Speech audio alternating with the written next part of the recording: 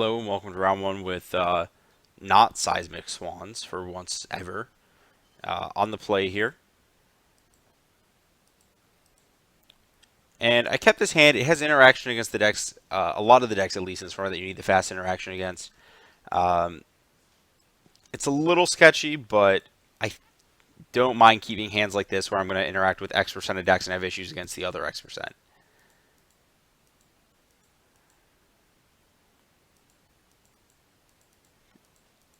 And it looks like we're playing a blue mirror, so we're just going to kind of hang out. And there's a lot of hanging out and not doing anything. Still a lot more hanging out. Nothing to really, not going to use my remand on a spell like that. Going to try to remand my own spell in response to a counter spell. Plus my opponent's discarding. This is great. Just kind of sitting around. Doing more nothing. Neither of us really has a reason to make a play. And here I'm going to keep, well, let's talk about something here. Let's talk about how awkward Swans of Bryn Argol is in a blue-red mirror match, where my opponent can just as easily Lightning Bolt and go off. And because they have Madcap, they can actually go over the top of it. So we cut the Swans on top. Our goal is to eventually protect it, but oh my gosh, just like the thought of like having to fight over removal spells on my Swans so my opponent can't just like do a bunch of stuff. Like I get that it's kind of unkillable at times, but I can't ever imagine casting Swans against Grixis and being happy with the end result. We're crushing our opponent on mana, doing pretty reasonably on cards.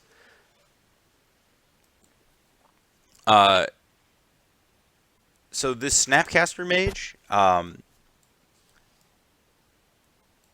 the idea here is I don't think I'm going to use it anytime soon. And I kind of want to see, like, I want to be able to, like, Swan's Bolt counter effectively. And this also baits a potential Lightning Bolt because my opponent's just going to be like, oh, I'm going to throw away a card, bolt it, get out of here. Also, I'm now just, like, flooded on removal, or counter spells, which is great. So here I'm opening a hole in my opponent's mana expenditure with Remand, hopefully. Also drawing into additional counter spells, specifically a hard counter with my opponent choked on mana. Don't care about Electrolyze, that's perfectly fine. The Stubborn Denial is going to be huge once the Swans is on the battlefield.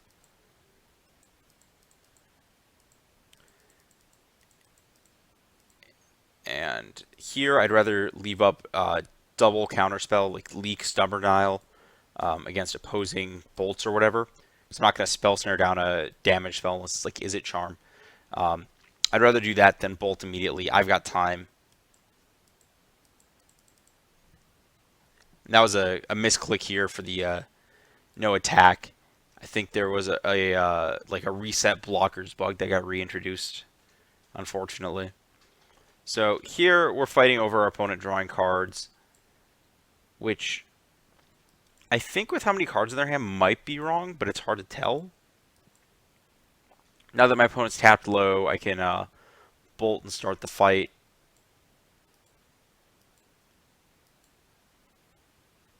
And here, I get to remand my own Stubborn Denial, draw a card, counter the bolts. Remanding your own spell is just huge in these blue mirrors. It's something that's kind of fallen by the wayside since Splinter Twin fell out of or came out of the format as a thing that happens a lot. And at this point, I realize that that is a great 8/8 creature against my 1 mana deal 8. Pretty sweet, nice card. Sadly, we don't get to draw 8 cards just yet. I don't actually know if I need to. JK, we get to draw 8 cards immediately. I don't think there's, once you're drawing 8 cards, I don't think there's really an argument to saving like the Snapcaster or whatever. Oh my gosh, there's so many cards in my hand. I don't even know what's going on at this point. I have no idea how my opponent can possibly win this game against 6 damage on board, bolts in hand, all these things. I think it's possible I should have just slammed another Swans on this battlefield. But instead, just don't need lands. Just draw more cards. Everything, just nothing matters anymore. We are so far ahead that our opponent's just going to lose the game on the spot. We're saving the other Skred so that we can deal with a Platinum Empyrean. And from here, the Cryptic Command mana up, plus Skred to draw a million more counter spells, plus the Bolt. Some combination of these cards is going to finish my opponent. Yeah, EOT Skred, so we can just have every single card in our deck in our hand. This is kind of awesome, but I don't know if it's relevant. JK, it's actually just awesome. Okay, moving to sideboarding here. I swap out the Angers. We're not sweeping multiple creatures. Some of the removal and a couple Swans because they're a bit of a liability. I bring in a bunch of big tap-out threats and the interactive spells. We're not really protecting anything from stuff with Spellskite. Even though we could protect Swans, I'd rather just not go down that road. We don't really need to Harvest Pyre or anything. I don't think getting to 8 to handle a Plat is reasonable. I think I realized after submitting that I would rather have Skred Bolts flipped because the first Skred can take out a Platinum Empyrean. Though I think it's close because Bolt can take care of like any random Planeswalkers my opponent brings in or race in certain spots. I'm still not 100% sure. It's worth thinking about moving forward. Welcome to Game 2 against our also blue-red opponent. This hand is fine. I think that depending, if the game doesn't get super aggressive, I think this hand pans out pretty well because we have a Dispel to protect our big spell.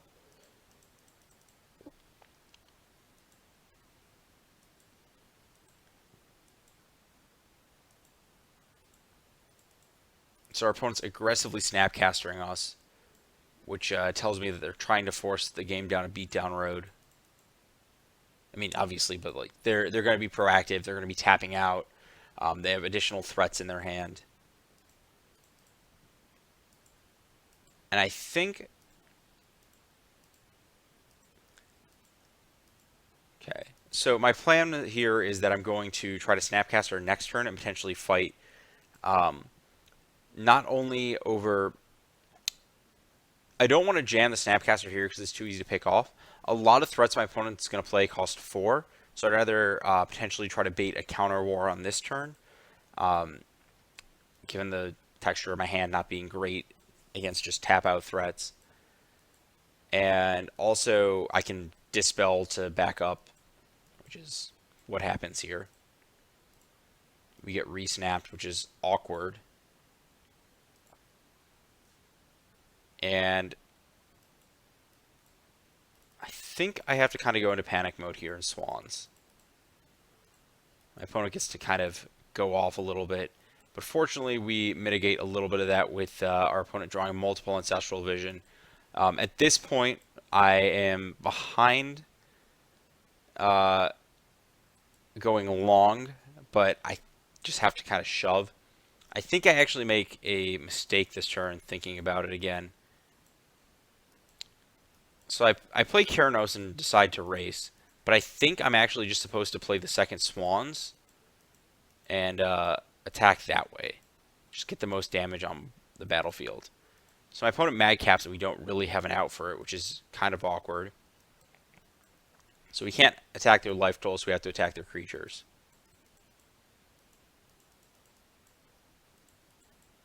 And we have visions on 2 and 2, so they're going to go off in 2 turns, and we're going to have to fight them then if we want to. And here, with no out to Platinum Empyrean and at such low life, like if I take it, I just die to Bolt. I'm just going to let my opponent draw a bunch of cards, because they're probably just going to draw a bunch of cards in 2 turns anyways. So I'm going to try to battle them on the battlefield. I also have a remand up to protect against a re-upped Platinum Empyrean off of a Madcap Experiment.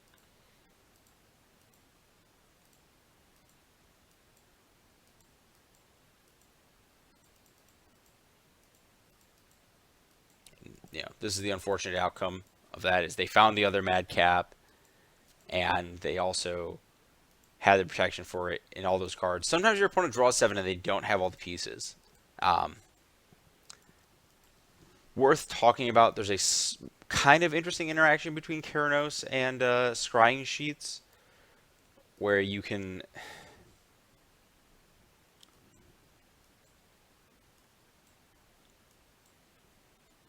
sort of predict, like,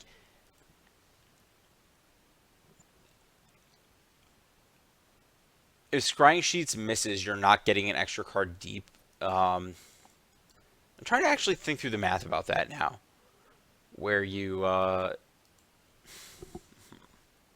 that actually change anything? It's like if you have all the combinations, I mean, it's still a random card underneath it. I'll have to think more about that if that interaction actually changes anything. But you can end up in a lot of spots where that's what it was. It's all the spots where Keranos is going to draw you an extra card. Scrying Sheets replaces it. And all the spots where it's going to deal 3, it doesn't. I have to think through the math and how that actually works, whether it actually changes anything to Scrying Sheets with Keranos. Like, but unless you have, like, I mean, obviously if you have land, it's going to change something. But like, if it actually changes the end outcome, it's like any case where you have land spell, you get a free bolt. Any case where you have spell on top, you're getting the same thing.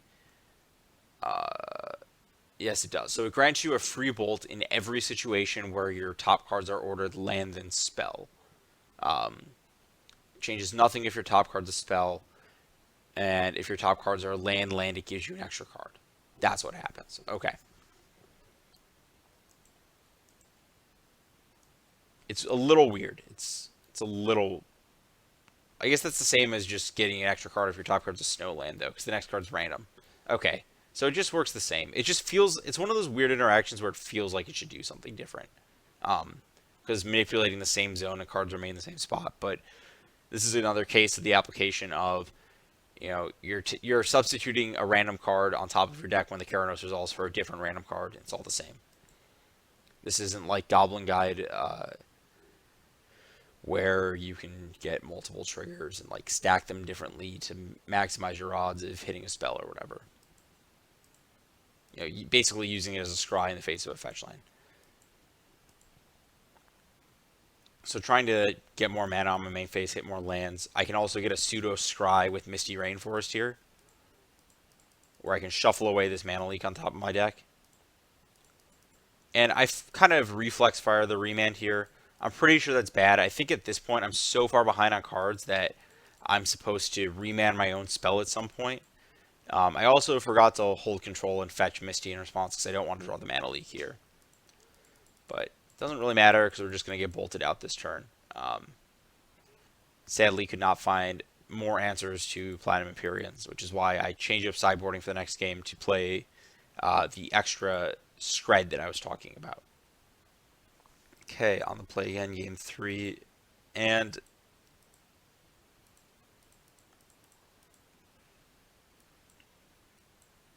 get some cards, blah, blah, blah. And we're going to have to set up to fight over that Ancestral in a few turns. And I scried Swans the top underneath the fetch because I can fetch and decide whether I want the Swans later depending on what's going on in the game.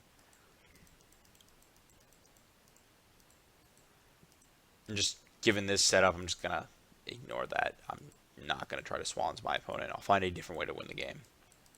For example, burying my opponent in card advantage hands off the scrying sheets.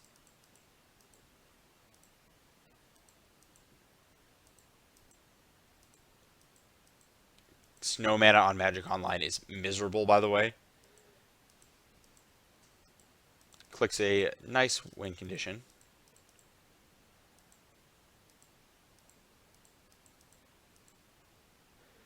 And here, I want to line up the... So, I'm just thinking this through. I want to line up the remand with the Ancestral Vision.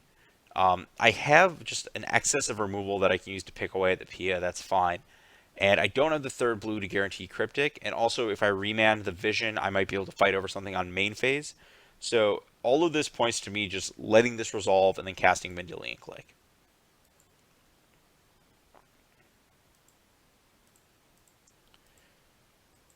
Cast in response for whatever reason. Not that it really changes a lot.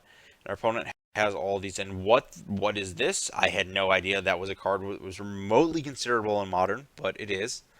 Um, Looking at my opponent's hand, none of the big threats. It's possible I should have taken a big threat here. I take nothing. The logic is that my opponent's hand is super consistently just the same thing over and over. But it's possible I mispositioned and should have been trying to whittle away big threats instead of playing a tempo game. And I should have just used click to get one of those out of my opponent's hand. My concern was giving them a separate, unique effect. I'm also fine with trading Lightning Bolt for click. I just mostly am afraid of giving my opponent access to like counter magic or something else. It's a bunch of sorceries. Those are pretty beatable.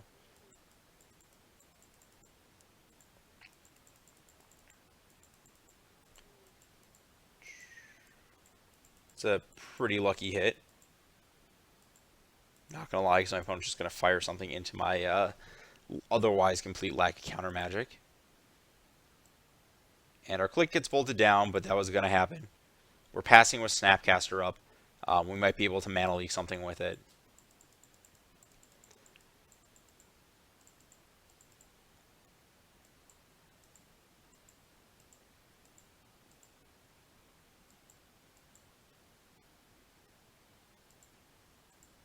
And here, because I am trying to be aggressive in the face of threats that are in my opponent's hand, I want to leave the Lightning Bolt in my graveyard for if/when I draw another Snapcaster Mage. My opponent's dispelling the Skred. I'm perfectly fine with that. And I'm not going to fire Serum Visions here because I want to leave up Cryptic. It kind of gives away my hand, but that's fine.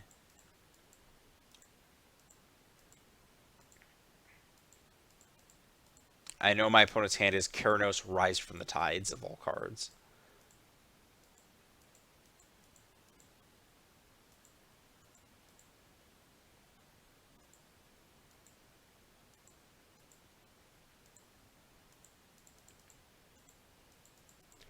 And we're going to end up trying to line up this Disrupting Shoal, paying 0 mana for X to counter the Ancestral Vision in the end. Our opponent still keeps the exact same 2 cards that we know about, Keranos, Rise. Though it's kind of nice that they discarded a Grim Lavamancer, because we're going to have issues with that card in the long game. Not going to burn Disrupting Shoal and Spell Snare over that, because again, Shoal is going to line up with the Vision. And here I make a little bit of a mistake. I trade off the Snap, but what I was supposed to do is save it so that when I play the Cryptic command, I can bounce my Snap and have a rebuy. And here, I stick Keranos. My logic is there's 4 spells in my opponent's graveyard, so I can potentially pick off the Rise from the Tides with this and Cryptic and everything. And then I can also potentially tag Keranos with Disrupting Shoal if that's the one my opponent tries to stick. So I liked my spot here. So my opponent plays the big tap out Rise. Kind of awkward that we bottomed the Stubborn Denial that would have picked that off specifically, but I think it's hard to predict that they're going to tap out that turn and also with the cards in hand. I guess I know about Rise, but it's hard to predict that spot where you only have 1 up as well. So I get to pick off one of the zombies. Worth noting they went up to 5 cards because they discarded another instant or sorcery to Desolate Lighthouse. And one thing worth taking away from this game is how bad Stubborn Denial is when I don't have Swans on the battlefield. So my opponent's light on cards. I'm going to fire the Cryptic, leave up the Mana Leak for Keranos. I get to try and take out a zombie token here. And I kind of just like brain farted here.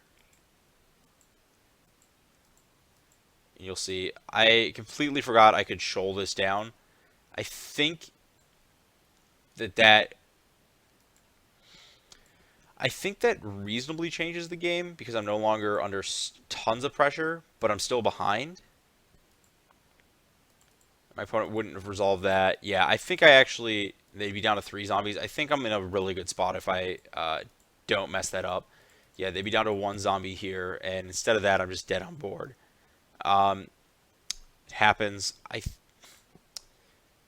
Did not feel like in this matchup the specific cards that my deck was playing versus a generic blue-red deck made my deck better in the matchup, though. Um, there were not a lot of gains, and I think that like Stubborn Denial is not very good. Swans is a huge liability. Um, I think I think that my opponent just ended up in a better spot for the mirror match, even though like they have Blood Moon or whatever as their deck card. I think that there's just a lot of weird cards in the deck that don't line up well in these situations.